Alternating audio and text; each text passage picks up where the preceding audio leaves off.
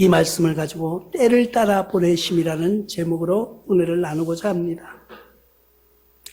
오늘 말씀에 보면은 오늘 읽지는 않았는데 앞에 보면은 사울이 길을 가다가 눈이 멀어진 모습이 있습니다. 그런데 그때 다시 기도하고 눈이 떠지는 순간 이 사람이 변화돼서 갑자기 막 이렇게 하나님을 증거하는, 예수님을 믿는, 하나님을 믿는 자들을 잡으러 왔던 사람이 변화돼서 하나님을 증거하는 그때예요. 그때에 많은 역사가 막 일어나기 시작합니다. 그런데 이때에 베드로도, 예수님의 제자 베드로도 기적을 일으키기 시작하는 거예요. 물론 위치는 달랐어요. 서로가 다른 지역에서 일어나서 베드로가 베다니아에 가서도 병든 사람을 고치는 그런 역사가 일어났던 시대, 그런 순간입니다.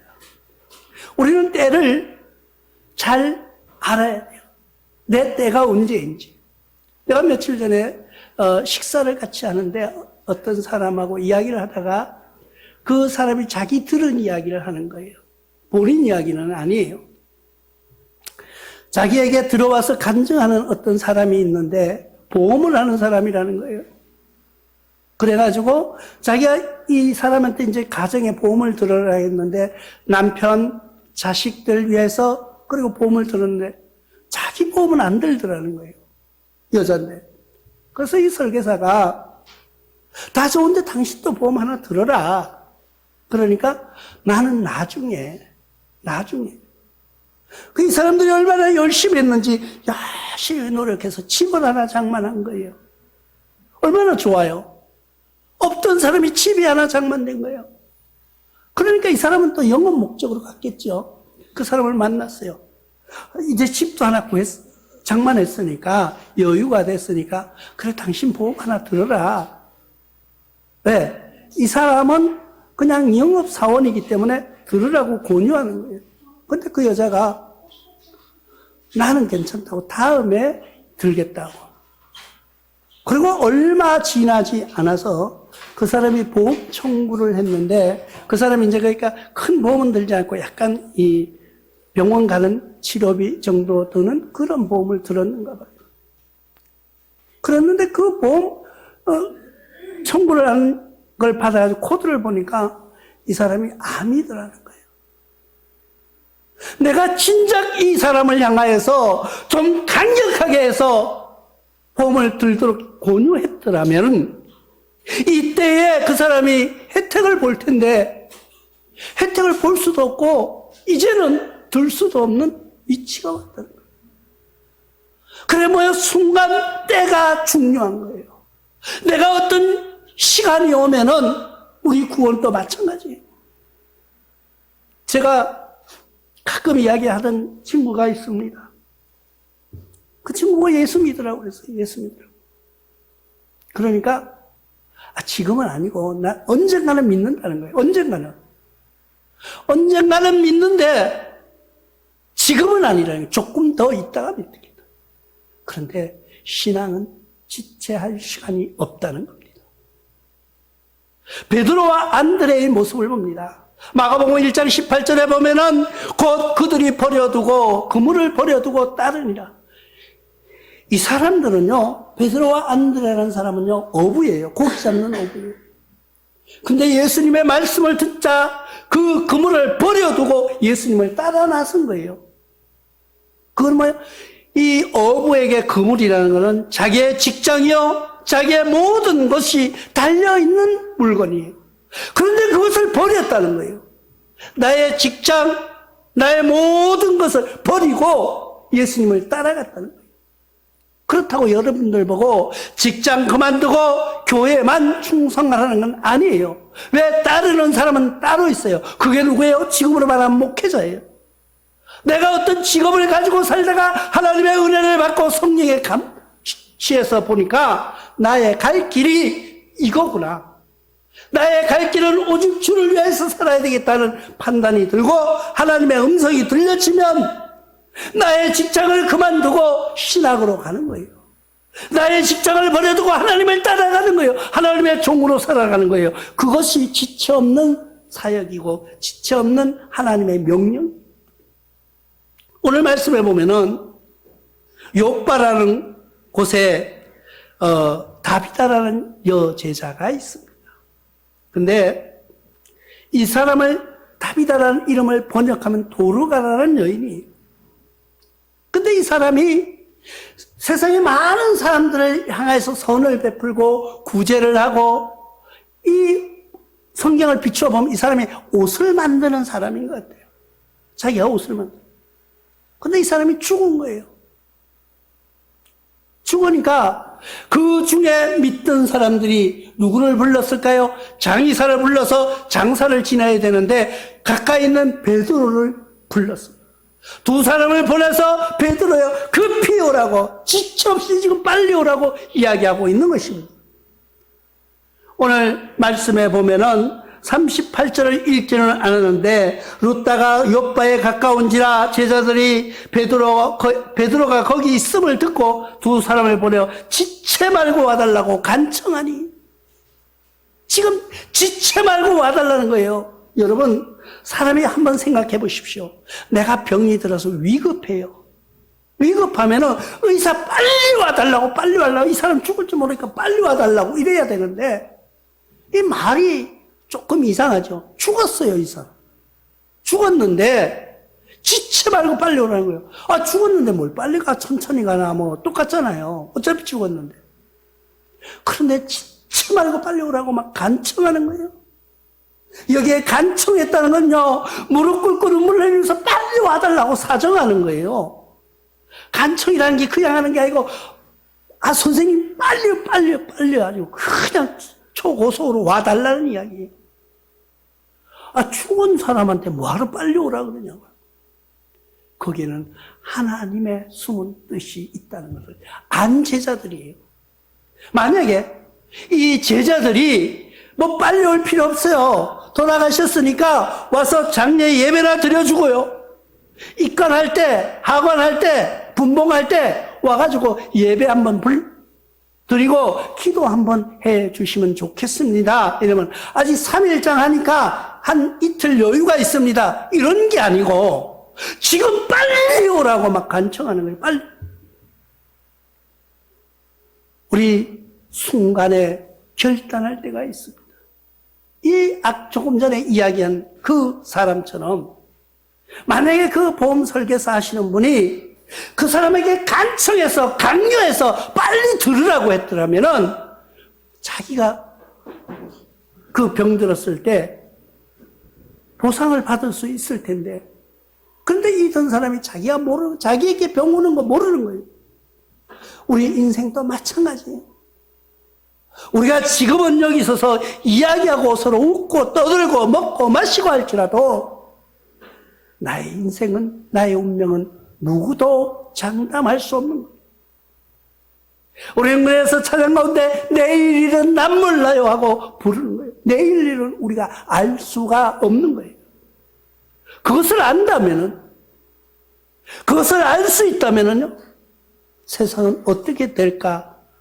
만약에 예수 믿지 않는 모든 사람들이 우리의 갈 바를 알고 정해질 수가 있습니다. 그러나 내일 일은 모르기 때문에 오늘의 우리를 바라보면서 고집하고 살아가는 것이 미련한 인간이라는 거예요.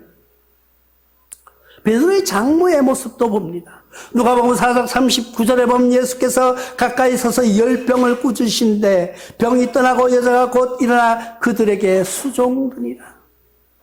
베드로의 장모도요, 열병으로 오랫동안 누워 있었어요. 근데 예수님이 기도하고 그 병을 꾸짖으실 때 병이 떠나가니까 즉시 예수님께 굴복하고 수종들었다는 거예요. 영에서 수종된다는 건 예수님을 공경했다는 뜻입니다. 예수님의 말씀을 순종했다는 뜻입니다. 예수님을 믿었다는 거예요. 이것은 뭐요? 내일 할 게 아니에요. 즉시 하는 거예요. 즉시. 내일로 미루어서, 아니 예수님 나 고쳐주시니 감사해요. 내가 그동안 외출도 못했는데, 그동안 아파서 맛있는 거 못 먹어봤는데, 그동안 아파 누워있느라고 좋은 옷 못 입어봤는데 내가 오늘 좋은 옷 입고 나가서 쇼핑하고요, 맛있는 것 먹고 여행하고 와서 예수님 따르는 것이 아니라 나는 순간 바로 예수님께 순종했다는 거예요. 우리는 바로 할 일이 있는 거예요. 우리의 가족, 우리의 이웃, 내가 저들을 구원해내야 되겠다고 하는 기도하는 사람이 있습니까? 그들에게 오늘 이 순간 결정해서 바로 그들에게 믿음이 증거될 수 있도록 기도하면서 말씀으로 선포하시기 바랍니다. 왜? 내일은 우리가 장담할 수 없기 때문에. 오늘 말씀에 보면 죽은 이 여인을 놓고도 베드로를 향해서 빨리 와달라고 간청하는 이유가 뭘까? 아마 이 제자들이 두 사람이 와서 베드로께 간청했을 거예요. 선생님, 주님, 지금 와서 기도해 주시면은 저 여인이 살아날 수도 있습니다 하는 것을 알고 있었는지 몰라요. 왜? 이때의 당시에는요, 성경을 쭉 보면은요, 예수님의 제자들도요, 예수님만 기적을 일으킨 것이 아니에요. 예수님의 제자들도 다 기적을 일으켰던 모습을 우리가 볼 수가 있어요. 그러니까 베드로를 빨리 오라고 하는 거예요. 그때 베드로가 그 말을 듣고 그곳으로 갔다는 거예요. 가서 보니까 지금 어떤 상황이에요. 아마 여기에 보면은 베드로가 그들과 함께 가서 이름에 그들이 데리고 다락방으로 올라가니 모든 과부가 베드로 곁에 서서 울며 도르가가 그들과 함께 있을 때 지은 속옷과 겉옷을 다 내보이거늘. 이 사람도, 이 여인도 과부였던 것 같아요. 그러니까 과부들이 같이 서서 그를 위로하고 죽은 그 영혼을 위해서 애통하면서 울고 있었던 거예요. 왜? 아니, 이 여인이 가정을 속에서 행복하게 살았더라면 그래도 덜 억울할 텐데 혼자 산 여인이었으니까 죽으니까 주위에 다 불쌍하다고 와서 울고 서 있는 그런 모습이 아닌가 우리가 생각해 볼 필요가 있다는 거예요. 그리고 속옷과 겉옷을 내보였다는 건 뭐예요? 이 여인이 솜씨가 이렇게 좋습니다. 이런 걸 만들어서 많은 사람들에게 베풀었다는 거예요. 그때 이 사람이 죽었다는 거예요. 그러니까 슬퍼서 함께 우는데 베드로가 올라가서 그를 다 내보냅니다. 다 내보냈다는 건 뭐예요? 우리 신앙으로 지금 보면은 내가 가지고 있던 생활, 내가 지금 즐기던 생활, 내가 세상적으로 즐거운 모든 것을 다 내보내고 하나님 앞에 무릎 꿇는 모습을 베드로가 보여준 거예요. 지금 주위에 있는 친구들을 다 내보낸 거예요. 나가라 지금. 다 나가고 내가 혼자서 어떻게 하나님과 1대1로 기도한다는 거예요. 그리고 베드로를 거기서 꿇어 엎드려 하나님께 간구합니다. 물론 기도의 내용은 나와 있지 않지만은 아마 이렇게 기도했을 거예요. 하나님, 이 여인 너무 불쌍합니다. 이 여인이 살면서 많은 선행을 베풀고 살았습니다. 그런데 지금 데려가시면은 이 여인 입장에서 보면 너무 억울하지 않습니까? 조금 더 살려주시고 또 나의 하나님의 능력도 나를 통하여서 일어나게 해주십시오 하고 기도했을 가능성이 있다. 그리고 기도하는 거예요. 기도했더니 이 여인이 어떻게 됐다고? 일어났다는 겁니다. 어떤 때? 베드로가 손을 내밀 때 그 여인이 손을 잡았다. 죽은 사람은 손을 잡을 수가 없습니다. 우리가 복음을 전한다 해도 그 영혼이 죽어 있다면은 아무리 손을 내밀어도 손을 잡을 수가 없어요. 그러나 죽어 있는 영혼도 죽어 있는 것 같지만은 그 영혼이 살아 있다면은 손을 내밀 때 그가 손을 잡는다는 거예요. 우리가 복음으로 나아가서 말씀을 전할 때 이웃에게 말씀을, 이웃에게 하나님을, 이웃에게 예수 그리스도의 고난과 사랑을 전파할 때 그가 살 영혼이라면은, 그가 살아날 영혼이라면은 맞다, 네 말이 맞다 하고서는 손을 같이 잡아준다는 거예요. 그러나 죽은 영혼은요, 아무리 가서 이야기해도요, 그냥 죽은 영혼은 손을 잡을 수가 없습니다. 오늘 말씀해 보십시오. 41절. 베드로가 손을 내밀어 일으키고 성도들과 과부들을 불러들여 그가 살아난 것을 보이니. 그가 살아난 것을 보였다는 것입니다. 손을 내밀 때 손을 잡을 수 있는 사람. 나와 여러분들은 누군가가 여러분들에게 예수 그리스도의 이름으로 손을 내밀 때 손을 잡으셨기 때문에 여기 나와 계신다는 거예요. 아멘. 손을 잡지 않은 영혼들은요, 손을 잡지 않은 사람은요, 나올래야 나올 수가 없어요. 왜? 죽어서 누워있는 사람이 어떻게 나올 수가 있어요? 우리는 지금 이 순간 내 마음에, 내 가슴 속에 있는 심령이 있습니까? 이 여인처럼, 죽어있는 도르가라는 여인처럼, 여인이 있는 그 여인 앞에 가서 무릎 꿇고 기도했던 베드로처럼 기도하시고 그에게 손을 한번 내밀어 보시지 않으시겠습니까? 지금 그에게 손을 내밀 때 그가 살아날 영혼이라면, 그가 하나님의 역사 속에서 일어날 때에 보내짐을 받은 사람이라면 여러분들이 내미는 손을, 내가 내미는 손을 그는 잡고 일어난다는 거예요. 그 손을 잡는 순간 일어날 수 있다는 것을 오늘 성경은 말씀해 주고 있는 것입니다. 성경 속에서 보면은 손을 잡을 때 일어나는 귀신 들린 자와 예수님의 모습을 봅니다. 마가복음 9장 27절을 통하여서 예수께서 그 손을 잡아 일으키시니 이에 일어서니라. 손을 잡아 일으키니까 일어섰다는 거예요. 귀신 들렸던 여인이, 자기 정신이 아닌 그 여인이 예수님이 내미는 손을 잡는 순간 그는 일어났다는 거예요. 안전뱅이를 일으킨 베드로의 모습을 한번 보십시오. 예수님의 능력이야 우리가 다 알지만 베드로의 모습도 한번 보시기 바랍니다. 사도행전 3장 7절을 통해서 오른손을 잡아 일으키니 발과 발목이 곧 힘을 얻고, 안전뱅이 성전 앞에서 구걸하던 그 성 앞에서 안전뱅이가 있습니다.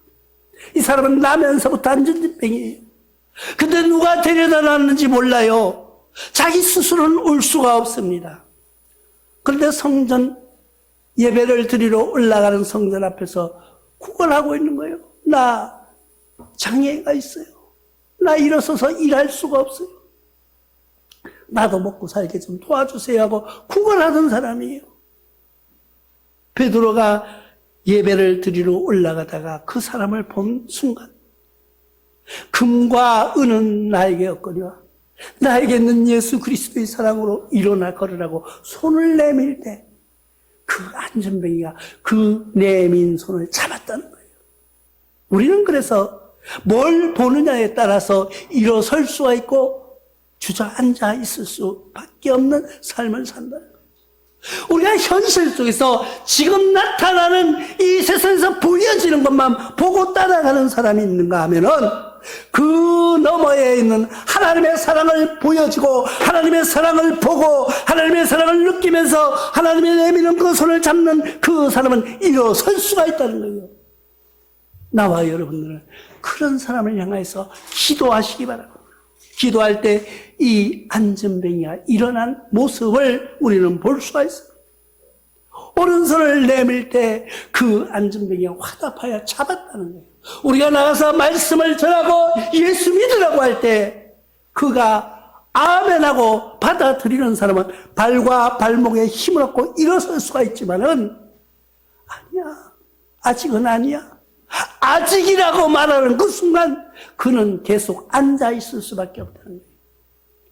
우리의 신앙이 얼마나 나약한지 아십니까?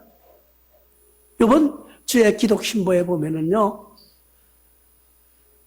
우리 코로나 이후에 코로나가 일어나고 나니까 교회로 몰아가는 악령들이 교회의 예배를 방해하기 시작합니다. 모이면 안 된다고, 불법이라고, 법으로 강제하겠다고 협박하고 공갈했어요.